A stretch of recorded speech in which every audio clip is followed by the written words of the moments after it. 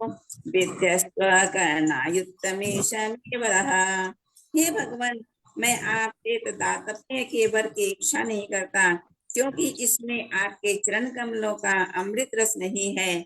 मैं तो 10 लाख कान प्राप्त करने का वर मांगता हूँ, जिससे मैं आपके शुद्ध भक्तों के मुखार बिंद से आपके चरण कमलों की महिमा का गुणगान कर सकूं।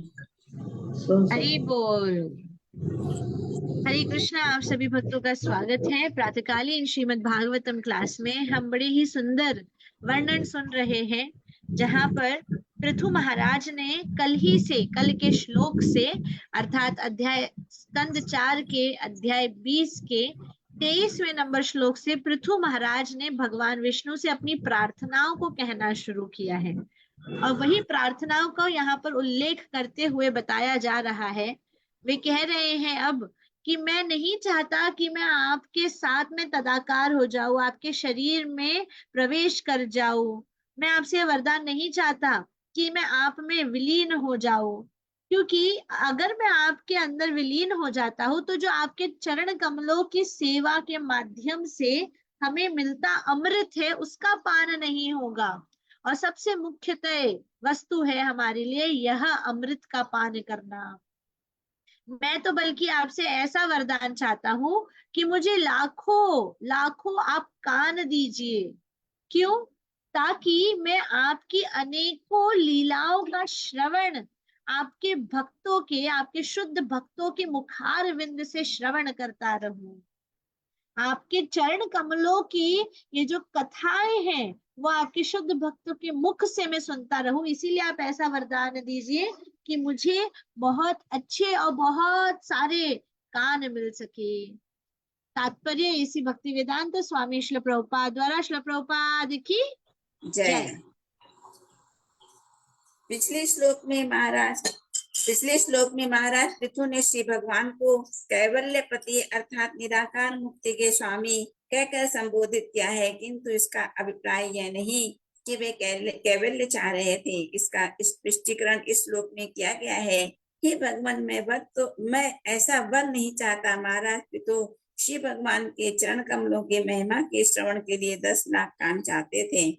उन्होंने यह विशेष उल्लेख किया है कि श्री भगवान की महिमा शुद्ध भक्तों के मुख से निकलनी चाहिए, जो अपने अंत स्थल से बोलते हैं। श्रीमद् भागवत के प्रारंभ में कहा गया है, सुख मुखादमृत द्रव संयुक्तम।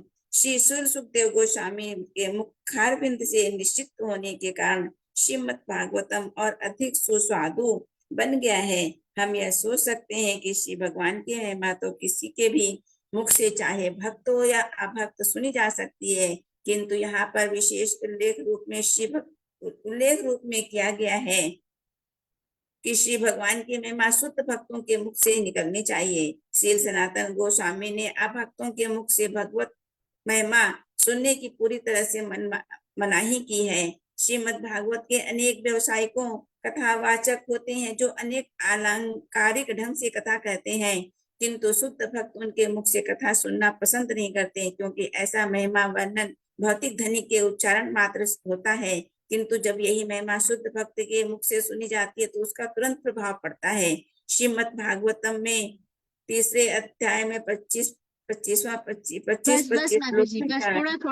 थोड़ा। ठीक है माता जी। हरे कृष्णा। बड़ा ही सुंदर तात्पर्य श्रील प्रभुपाद दे रहे हैं। तो कई भक्त जब यह श्लोक पढ़े पृथु वाचा, तब उनको डाउट हो सकता है कि कैवल्यपति क्यों कहा है।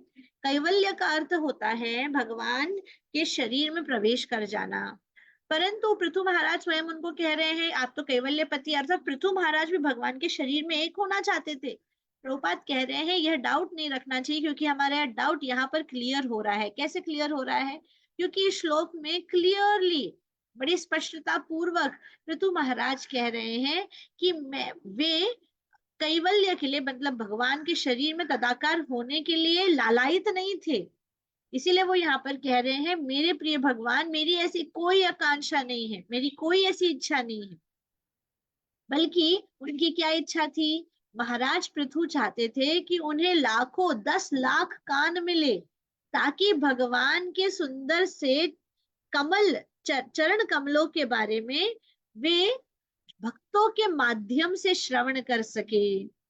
वो सीधा सीधा कह रहे हैं यहाँ पर कि भगवान के जो गुण हैं वो सिर्फ भक्तों के मुख से निकलने चाहिए। स्पष्टता पूर्वक कहा जा रहा है कि भगवान की जो लीलाएं हैं वो लीलाओं को भक्तों के मुख से निकलना चाहिए, है ना। और जब हम ऐसे शुद्ध भक्तों से निकलने वाले शब्दों को सुनते हैं तो हमारा हृदय परिवर्तित होता है। हमारे हृदय में भगवान की लीलाओं के माध्यम से भगवान के लिए प्रेम प्रकट होता है। क्यों ऐसा क्यों कहा जा रहा है? क्योंकि ऐसे भक्त अपने हृदय से कहते हैं और वे शुद्ध होते हैं। जैसे कि श्रीमद् भागवतम की शुरुआत में पहले स्कंद के पहले अध्याय के 3रे श्लोक में कहा जा रहा है, सुख मुखद अमृत द्रवद संयुतम। इसका अर्थ क्या है कि यह जो द्रविड़ अमृत है, श्रीमद् भागवतम का अमृत है, ये और ज्यादा सुख हो गया, और ज्यादा मधुर हो गया, और ज्यादा अमृतमय हो गया। क्यों? क्योंकि ये स्वयं सुख मुख अर्थात सुखदेव गोस्वामी के मुख से यह प्रकट हुआ था, दिया जा रहा था। कोई व्यक्ति सोच सकता है कि अरे भगवान तो भगवान है, भगवान की लीलाओं के बारे में तो किसी से भी सुन लेंगे, कोई भी बोल सकता है। हम यूजुअली देखते हैं ना कि कोई ना कोई होता है जो कि भगवान के बारे में कह रहा है, बहुत सब कुछ यूट्यूब पे डाल दिया जाता है। कई लोग कथाएं कर रहे हैं बड़ी बड़ी, हम उनके बारे में कह लेते हैं। कई व्रजवासियों के बारे में श्रवण करना सुनते लगते हैं और बोलते हैं हाँ हाँ ये व्रजवासी बहुत अच्छा बोलते हैं, अरे ये तो वृंदावन से कथा ही करते हैं ना, और कुछ नहीं करते, बड़े विख्यात है, बड़े अच्छे भक्त है, ये तो व्रजवासी है। नहीं, प्रभुपाद ने हमें किसी के भी माध्यम से सुनने के लिए मना किया है। कारण क्या है इसका? क्यों किसी के भी माध्यम से सुनने के लिए मना किया गया है? रीजन इज वेरी सिंपल, कि वो शुद्ध भक्त होने चाहिए। उनके हृदय में कोई भी आर्थिक भावना नहीं होनी चाहिए कि यह कार्य करके हम अर्थ कमाएंगे और इससे अपने जीवन का पालन पोषण करेंगे। हाँ, ब्राह्मण का ये कर्तव्य बनता है कि वह भगवान के कार्य करे और दक्षिणा ले, परंतु यह व्यवसाय नहीं बन सकता है। और हम यदि ऐसे लोगों से श्रवण करते हैं तो हमारा पतन होता है, उनके हृदय के भाव हमारे अंदर भी आते हैं।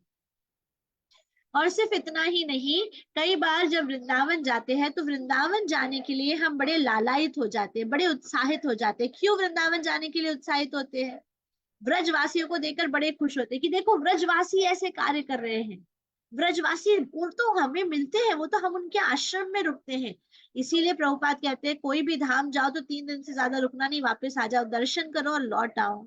वे ब्रजवासी है, वे शुद्ध है, इसीलिए तो वो मथुरा में जन्म लिए हैं।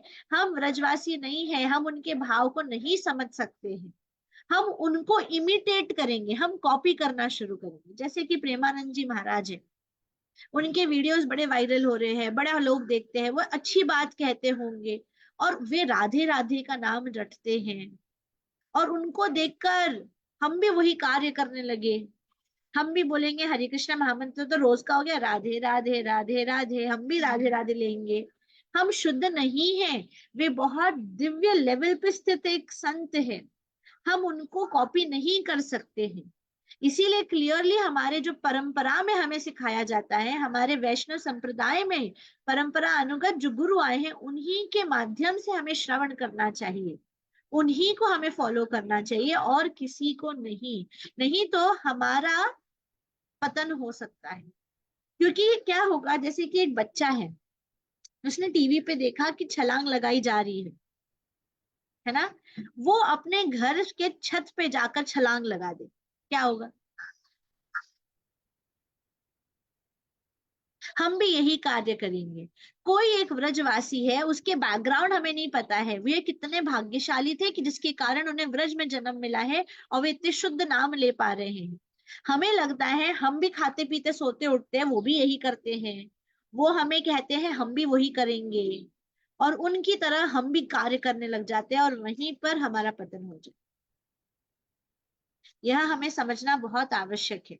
इसीलिए यहाँ पर कहा जा रहा है, प्रभुपाद क्लियरली कह रहे, कोई व्यक्ति सोच सकता है कि भगवान के गुणों का गाने किसी से भी सुन लेंगे, परंतु जब हम एक भक्त या अभक्त के मुख से सुनते हैं तो उसमें फर्क होता है, उसमें भेद होता है। और यहाँ पर सीधी सीधी तरीके से बताया जा रहा है कि एक शुद्ध भक्त के मुखार विंद से सुनने का क्या लाभ मिलता है। श्री सनातन गोस्वामी क्लियरली रिस्ट्रिक्ट करते हैं, मना करते हैं कि कोई भी अभक्त के मुख से हमें नहीं सुनना चाहिए। बहुत क्लियरली कहा जा रहा है। अब यहाँ पर आपको कहा जाएगा अभक्त के मुख से नहीं मिलना चाहिए, तो आप कहोगे हाँ हाँ वो तो जो कथा करते हैं वो तो अभक्त नहीं है, वो तो भक्त है। आगे की लाइन सुनिए माता जी, पढ़िए मंजू माता जी, ये लाइन को पढ़िए पुनः।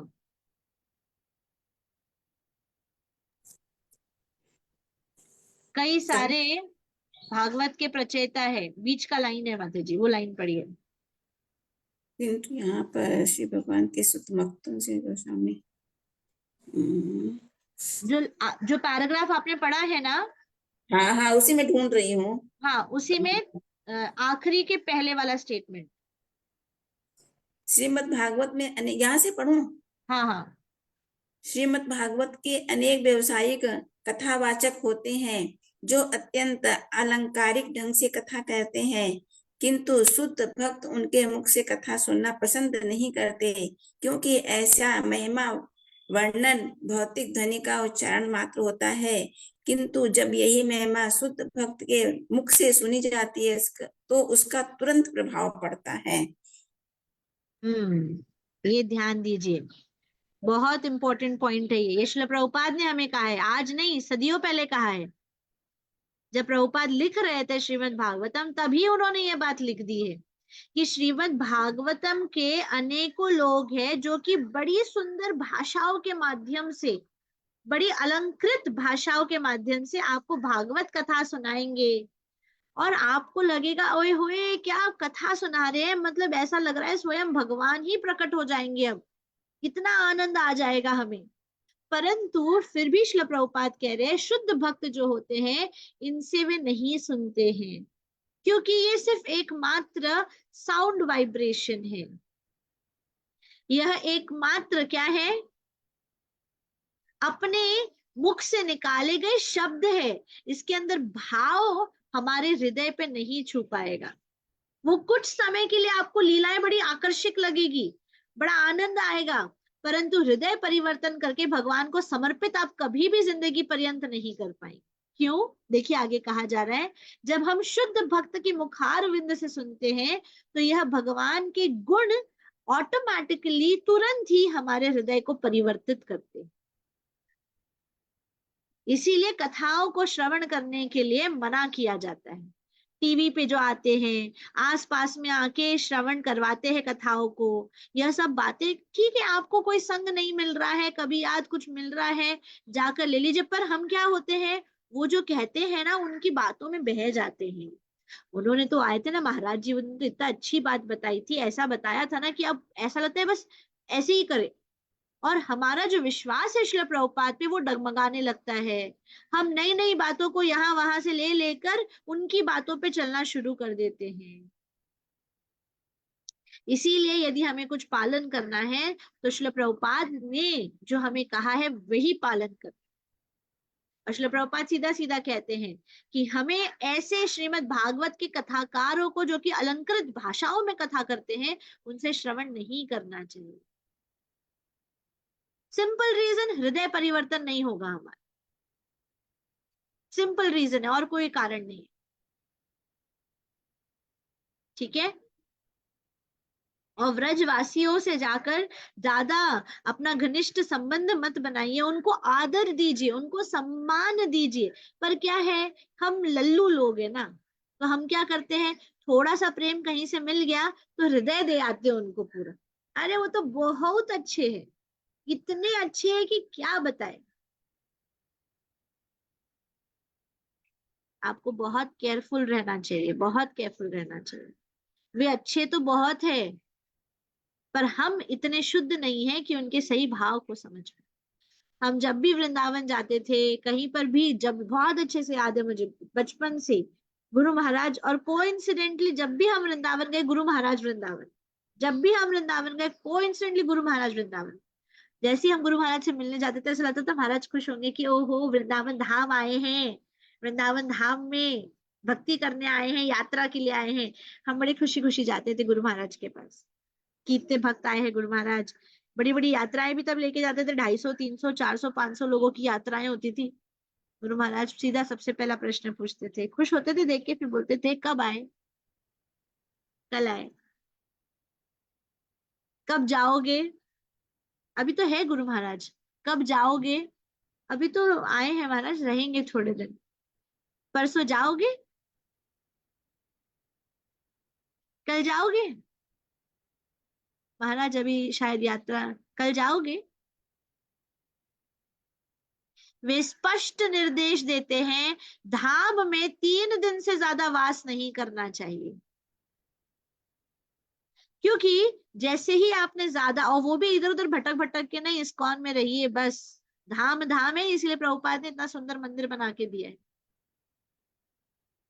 नहीं तो फिर वहां पर भटकना शुरू होता है। बाके बिहारी जाके आते हैं ना, और रास्ते पर बाके बिहारी में जाते जाते क्या करेंगे, आए राम, इतना गटर है ना यहाँ पर, ओहो, ये लोगों को अक्ल ही नहीं है, कैसे रिक्शा चलाते, लग गई ना, ये बहुत अच्छा गोपी ड्रेस दिख रहा है, आते आते लेके जाएंगे। वृंदावन धाम में जाने की हमारी हैसियत नहीं है ना, इसीलिए हम वहां पर जाकर भी गंदगी, लोगों के अंदर कमियां, ये सब देखकर अपराध करते ही, इसीलिए मना किया जाता है, 3 दिन से ज्यादा नहीं जाना चाहिए। समझ में आ रहा है हम सभी को। यदि माता जी ने, आपको भी पता है, पहले माता जी ने, जब मैं स्कूल में थी, मेरा 10th हुआ था, तब माता जी ने सोच लिया था मैं जाके एक घर ले लेते हैं हम लोग, वृंदावन में जाके सेटल हो जाएंगे। गुरु महाराज ने मना कर दिया था, मीरा रोड में जाइए, मीरा रोड में सेवा करिए, वृंदावन में रहने की आवश्यकता नहीं है। माता जी ने तुरंत, प्रॉपर्टी की डील हो ही गई थी ऑलमोस्ट, सब छोड़ छाड़ के वापस आ गए। नहीं, ये जब भी कोई भक्त कहता है गुरु महाराज को वृंदावन में जाके बसेंगे, क्यों, क्या हुआ, हमने और वृंदावन में भाई ने भी प्रोग्राम बनाया था वृंदावन में रूम लेने का, लेकिन भगवान की इच्छा नहीं थी, नहीं हुआ। आप लेके रख दीजिए, पर वहां पर जीवन को कभी आज जाओ आओ, वहां पर आपको आने जाने के लिए उस दिन पे वहां पर रहने मिल जाए तो बात अलग है, परंतु वही बात है कि आप जीवन पर्यंत वहां पर अपना जीवन निर्वाह नहीं कर सकते, क्योंकि या तो आप इतने शुद्ध भक्त बन गए हो, फिर सोच लो कि नहीं हम तो वृंदावन में ही जाके रहेंगे, तो बात अलग है। परंतु हमारा धाम महिमा जो होती है ना, वो हम खो देते हैं, हमें समझ नहीं आता है, हम अपने आप को बाकी लोगों के जैसा, दूसरों को, ब्रजवासियों को अपने जैसा मानने लगते हैं, और वहीं पर गलती कर बैठते हैं, क्योंकि अपराध है। कोई भी वृंदावन में रह रहा है और उनके बारे में यदि हमने कुछ गलत सोचा या किया, तो वो अपराध है। वृंदावन में तो कोई भी तरीके से किया हुआ अपराध अपराध है, इसीलिए बड़ा केयरफुल रहना चाहिए हमें, जो चीजें बताई जाती हैं, कितने समय के लिए धाम में जाकर रहना है, क्या करना है, अपने, इसीलिए कहा जाता है अपने काउंसलर से जुड़े रहिए, उनको बताइए, हर चीज पूछिए, ये मत सोचिए वो बिजी है, वो नहीं है बिजी, वो अभी ऐसा है, कुछ भी हो, वो काउंसलर है, वो समय निकालेंगे, तभी नहीं तुरंत, तो बाद में वे समय निकालेंगे, पूछ के कार्य करिए, अपने मन के अनुसार कार्य मत करिए, वेरी इंपॉर्टेंट। आइए अगला श्लोक पढ़ते हैं, अगला पैराग्राफ पढ़ते हैं।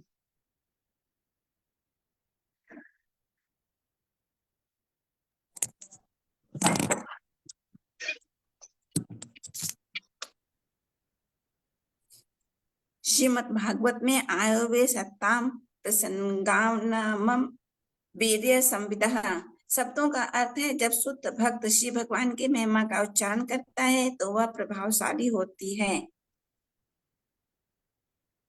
ब्रह्मांड में श्री भगवान के असंख्य भक्त हैं और वे अंतकाल से सदैव श्री भगवान की महिमा का वर्णन करते रहे हैं, फिर भी उसका कोई अंत नहीं है। इसीलिए महाराज पृथु ने असंख्य कान मांगे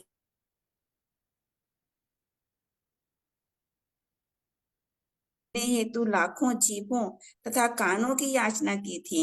दूसरे शब्दों में यदि हमारे कान निरंतर श्री भगवान की महिमा को सुनने में व्यस्त रहें, तो उन्हें उस मायावादी दर्शन को सुनने का अवकाश ही नहीं मिल सकेगा, जिस कारण आध्यात्मिक उन्नति संकट में फंसी है। श्री चैतन्य महाप्रभु ने कहा है, यदि कोई मनुष्य मायावादी चिंतक से श्री भगवान के कार्यकलापों के विषय में सुनता है, तो भले ही वह वैदिक साहित्य का वर्णन क्यों न हो, अंततः उसका विनाश हो जाता है।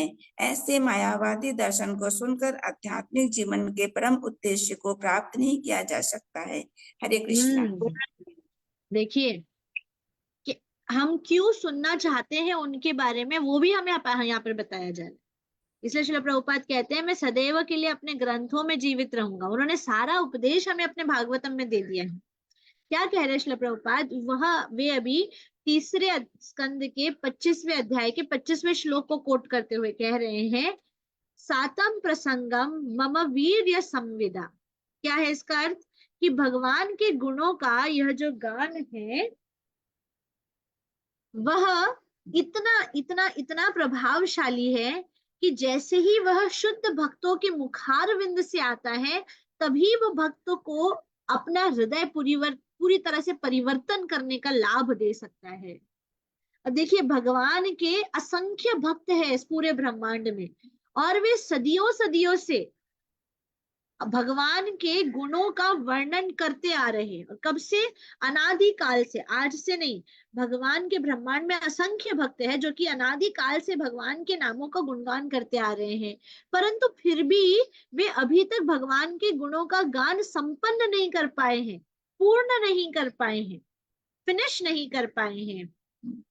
और पृथु महाराज इसीलिए असंख्य कान चाहते थे, ताकि जैसे रूप गोस्वामी की इच्छा थी, उन्होंने भी यही प्रार्थना की थी कि मुझे भी असंख्य 10 लाख से ज्यादा कान दीजिए, ताकि मैं क्या कर सकूं?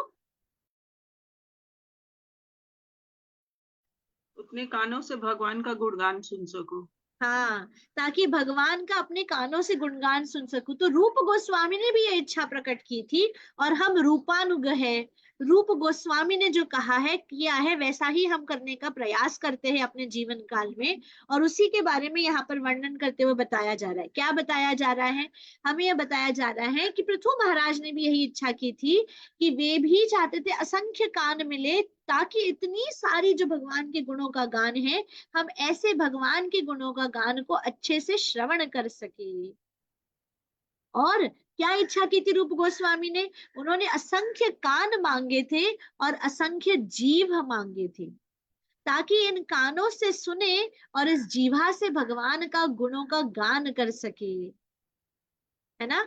सुनना तथा इस मुखारविंद से भगवान के गुणों का वर्णन करते जाना। ठीक है, अब देखिए क्या कहा जा रहा है। प्रभुपाद अब कह रहे दूसरे शब्दों में, जब हमारे कान पूर्ण रूप से भगवान की लीलाओं को श्रवण करने में निरंतर विलीन रहेंगे, कोई भी मौका ही नहीं मिलेगा हमें मायावादियों से श्रवण करने के लिए। पर जब हम भक्तों के माध्यम से मिले हुए प्रवचनों को नहीं सुनते हैं, तो हम क्या करेंगे? इधर से थोड़ा सुन लूं, यूट्यूब चला लूं, ये बड़े अच्छे बोल रहे हैं, नेट पे ना, टीवी पे इनको दिखाते, इनको देख ले जरा, तब हम मायावादियों के पास भटकते हैं। जब भक्त हैं, भक्त आपको इतना निरंतर श्रवण करने के लिए, इतना श्रील प्रभुपाद के लेक्चर्स है, गुरु महाराज के लेक्चर्स है, इस्कॉन कितने भक्तों के लेक्चर्स है, हिंदी भाषा में है, अंग्रेजी में, जो भाषा में, सब भाषाओं में लेक्चर है। जब हम इसको निरंतर श्रवण करते जाएंगे, तो हमें कोई रुकावट के लिए आवश्यकता नहीं, हम निरंतर लगे ही रहेंगे, कोई भी तकलीफ नहीं होगी हमें। पर जैसे ही हमने अपने कानों को छोड़ दिया, तो कान इधर उधर भटकेंगे। इसकी गॉसिप सुन लो, इसने क्या बोला था किसके बारे में, अब मुंह से फिर वही बोलेंगे, मैंने ऐसा सुना था कि ये ऐसा कह रहे थे, और जहां पर ये करना शुरू कर दिया, भक्ति नष्ट हो जाएगी। अभी नहीं, समय आने दीजिए, समय पे पता चलेगा भक्ति कैसे नष्ट होगी। अभी पता भी नहीं चलेगा, अभी लगेगा ओहो कृपा मिल रही है, भक्तों का संग मिल रहा है, सेवा मिल रही है, ये गुरु की कृपा है जिसकी वजह से आपको मिल रही है। जो भी अच्छे दिन बिताए हैं आपने, अच्छे से सेवा की है, उसके कारण यह कृपा मिल रही है। हरिनाम का जप किया है, उसी लिए आपको यह कृपा मिल रही है, सेवा मिल रही है, आप श्रवण कर पा रहे हो। समय आने दीजिए, समय का खेल आने दीजिए, पता चलेगा आपको। जितने अपराध किए हैं सबका फल प्राप्त होगा। इसको बहुत अच्छे से याद रखना चाहिए, ये इतनी खतरनाक चीज है। हाथी मत अपराध कहा जाता है इसे। उन्मत्त हाथी जैसा होता है, उस तरीके का होता है अपराध। उन्मत्त हाथी भूल जाता है कि क्या होश है, उसको कुछ होश नहीं रहता, वो सब कुछ तबाह कर देता है। वैष्णव अपराध वैसा है, वह सब कुछ तबाह कर देगा। अच्छी खासी भक्ति को, सदियों की भक्ति को ऐसे नष्ट करेगा। समय आने दीजिए। इसीलिए बहुत केयरफुल रहना चाहिए हमें, किसी भी मायावादी के माध्यम से श्रवण करने के लिए। इन कानों को ऐसे ही मत छोड़िए। कोई भी अवैध चर्चा करे वहीं पर काट दीजिए, उनसे श्रवण मत कीजिए कुछ भी। इसीलिए यहाँ पर प्रभुपाद कह रहे हैं कि अगर हम निरंतर भगवान के गुणों के श्रवण को सुनते रहेंगे तो ऑटोमेटिकली मायावादी के हम किसी को भी जाकर श्रवण नहीं करेंगे। क्योंकि मायावादियों से श्रवण करने का अर्थ है भक्ति में नीचे गिरना, और भक्ति में नीचे गिरने से हमारा सब कुछ समाप्त हो जाएगा, आध्यात्मिक प्रगति नीचे आ जाएगी।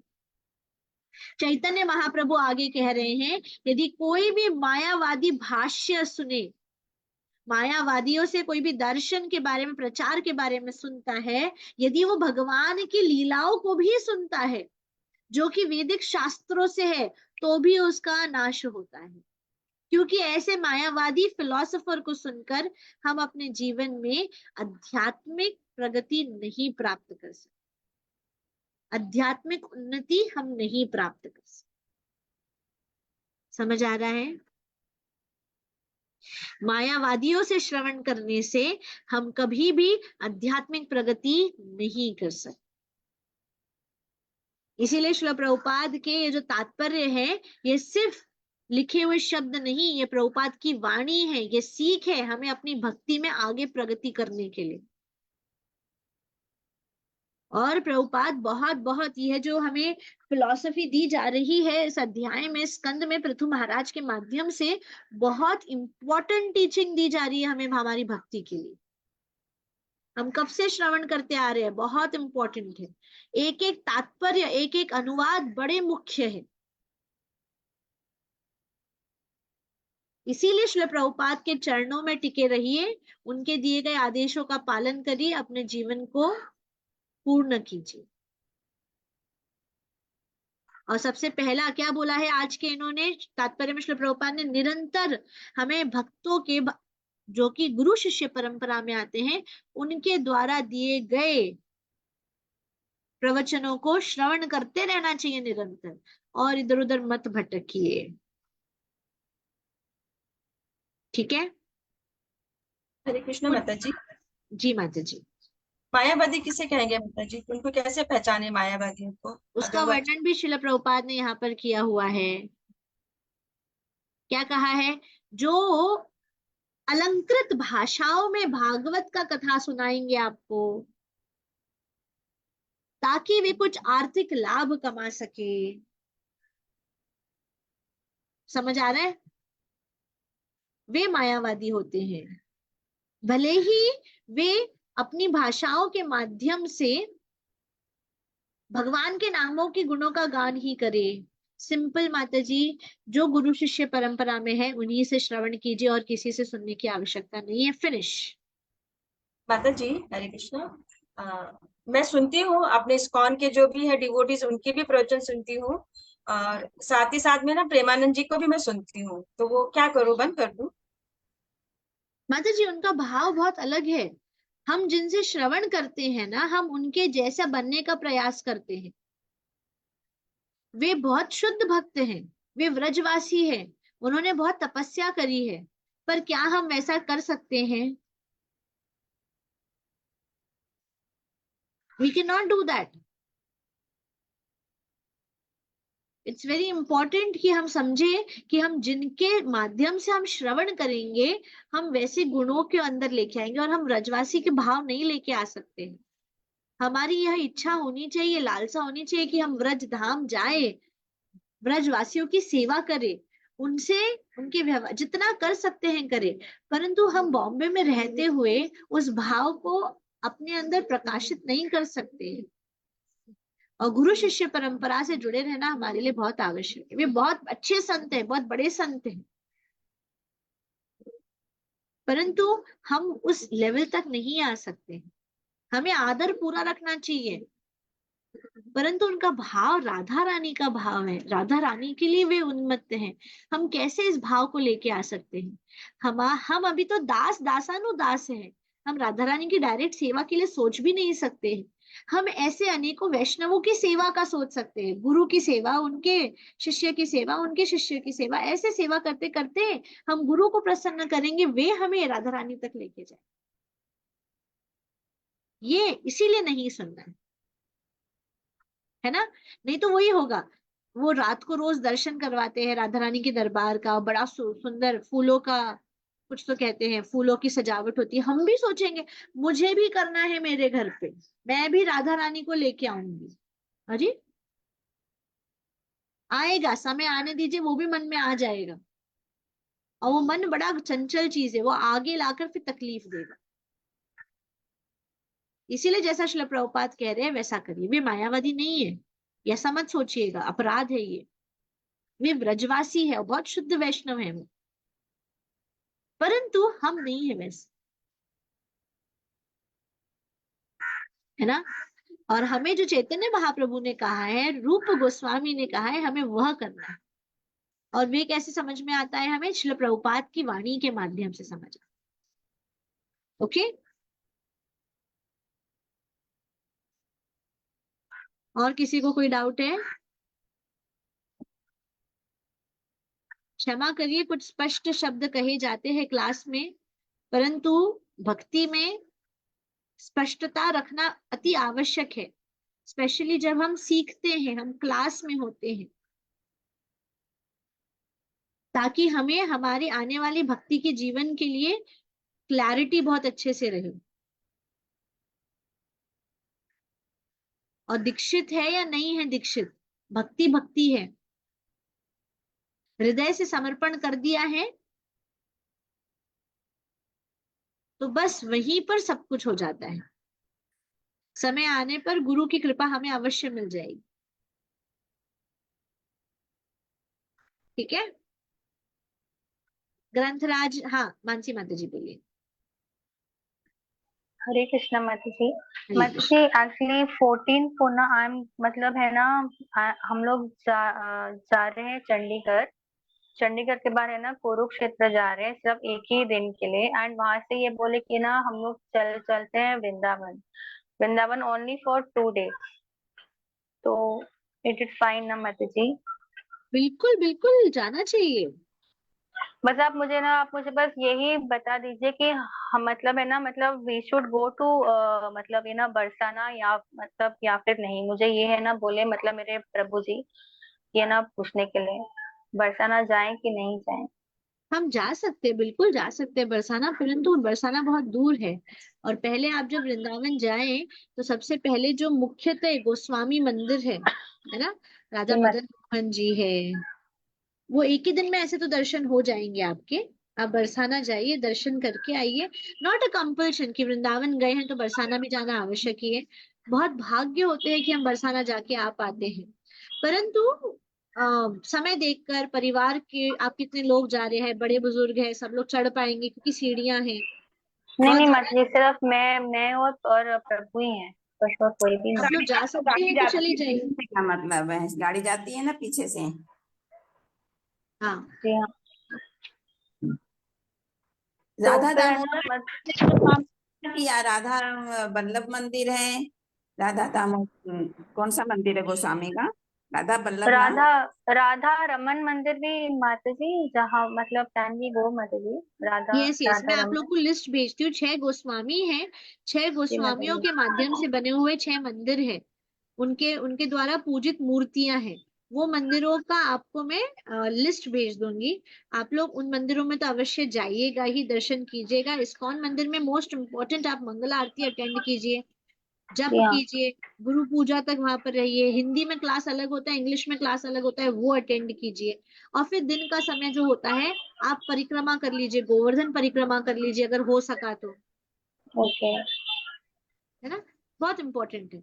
अगर आप बरसाना जा सकते हैं तो वेरी गुड, बट वहां पर केयरफुल रहना कि मतलब कई लोग ऐसे होते हैं जो कि आपको कई सारी चीजों की अट्रैक्ट करेंगे। ओके ओके माता बट जी। बी पीसफुल, रिलैक्स होके आराम से जाके दर्शन करके यू कैन कम बैक। जी जी माता जी। एक होती है व्रजमंडल परिक्रमा, मतलब वृंदावन की परिक्रमा, और एक होती है गोवर्धन परिक्रमा। ये दोनों में से जो भी आपको सूटेबल हो वो आप कर लीजिए। और अगर पैदल नहीं हो पाती तो रिक्शा में कर लीजिए। मानसी गंगा है, राधा कुंड है, श्याम कुंड है, उसमें जाके अपना आचमन करके प्रणाम करके दर्शन करके आइए। माता जी फिर ना मतलब मतलब ना किसने मुझे ये भी बोला कि है ना वृंदावन में जो भी है ना लोग है ना क्या बिना चप्पल के है ना घूमते, तो क्या हमें भी वही वही करना होता है क्या माता जी? माता जी तपस्या हमारी है, यह है कि हम सुबह में जल्दी उठे, अपनी नींद पे कंट्रोल जी करें हाँ। और जप करें। जितना शरीर का, ये सही है धाम में जाओ तो चप्पल छोड़ दो, पर क्या शरीर उसको एक्सेप्ट कर पा रहा है? नहीं नहीं माता जी। अगर शरीर एक्सेप्ट कर पाता है तो बिंदास घूमिए। पर अगर शरीर एक्सेप्ट नहीं कर पाया तो ऐसा कोई कंपल्शन नहीं है कि चप्पल निकाल के मंदिर में जाना है या ऐसा कुछ। No no, nothing like that. It's best. जैसे कि प्रभुपाद भी, हम जानते हैं जगन्नाथपुरी में भी प्रसाद का इतना महत्व है, कहा जाता है गटर की नाली में भी यदि चावल का दाना है जो जगन्नाथ का है वो भी निकाल के खा लेना चाहिए, वो वैष्णव का है, वो भी शुद्ध है। परंतु हमारा शरीर भी शुद्ध नहीं है ना। हम अगर ऐसी चीज को खाएंगे और तबीयत खराब हो जाए तो हमें इंसानियत, इंसानों के लेवल पे बैठना चाहिए। प्रैक्टिकल होना बहुत आवश्यक जी माता जी। है। और वही हमने माता जी या मतलब इस्कॉन मतलब मंदिर है ना उसके नेक्स्ट गली में ही प्रभु मतलब है ना प्रभु जी से ही हमने लिया रूम, कि it is on the next lane में ही है, वो इस्कॉन का ही है कोई या कहते दैट्स तो। Okay, that's okay, that's okay. ठीक। हरे कृष्णा माता जी, थैंक यू माता हरे जी, हरे कृष्णा। ग्रंथराज श्रीमद् भागवतम की जय। कृष्णा। जगत गुरु श्रील प्रभुपाद की जय। जय। हरे कृष्णा।